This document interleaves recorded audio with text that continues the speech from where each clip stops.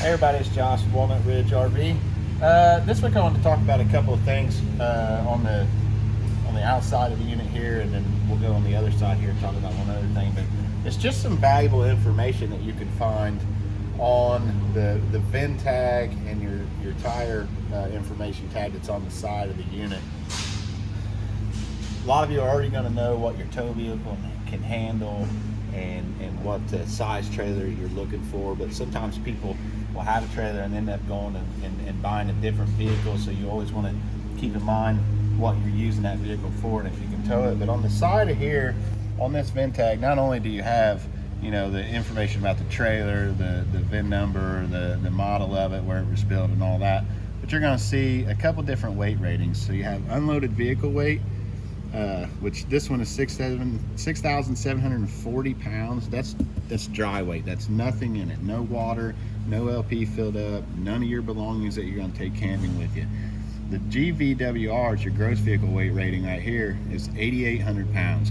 That's actually like the heaviest that this thing is made to be able to go up to or handle, based on the axles that are on it as well. So you're probably not going to be able to stuff more stuff in this to get it over that 8,800 pounds, but you got to keep that in mind. If you are kind of at the maximum, that's closer to what your truck may be pulling, or van, or whatever you're pulling it with, but not this 6,740. So you're always going to want to base your vehicle on what your gross vehicle could be. And the same thing for your hitch setup that you put on there. You want the proper hitch for an 8,800 pound vehicle, even though this one is not that heavy right now as it sits. A couple other things: the rims for your tires, in case you're out, have a blowout. It does happen, and if it damages the rim, you need to get a new one. That size is going to be on here, and the size of tire that comes stock on this and what they recommend. And then you have inflation for your tires on here too, which surprisingly on this small of a trailer for 15-inch tires is 80 psi. So a lot of people will be surprised when they look at their tires at how much air you actually have to put in them. Of course, that's cold. You don't want to put it in when the tires are hot, but cold psi, 80 pounds per tire. It's quite a bit, but that's what the manufacturer has configured on this, that's where you should be running it for proper safety on this unit. And then it'll also tell you like the weight rating at each axle, and then down below here you're going to have your cargo carrying capacity, which is 1,499 pounds. It's just basically the math kind of between those two. But you got to keep in mind with this weight that you can put in here, if you have your holding tanks full, if you haven't dumped them from the campground, you got to keep in mind that you're adding that weight from your water in there too, and your fresh water that you're carrying. The fresh water weighs about 8.4 pounds per gallon.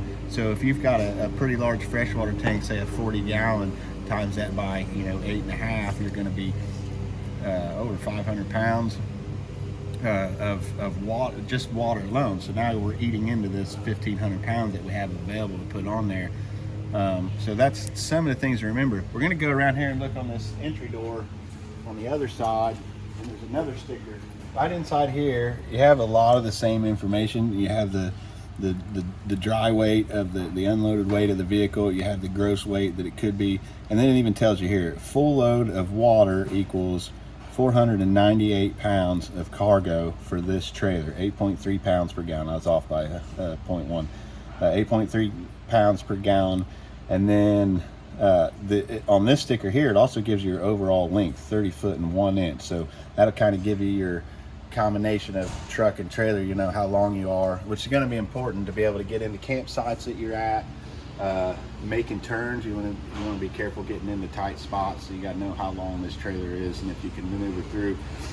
We actually have one sitting out front here that has a bent axle now because they hit a pole trying to cut in. They probably didn't have enough room to turn in, thought they could make it, and they ended up hitting a pole. So a lot of good valuable information on these stickers that and these things are pretty weather resistant too. They're durable stickers, so if you have questions on some of that stuff, sometimes it's easier just to go out there and look on it versus just trying to get online and kind of Google what this model has, and you get in the forums and find out. But a lot of that information is already going to be there for you. So hopefully this will help you with the things you need to decide on for your camping needs. Thanks.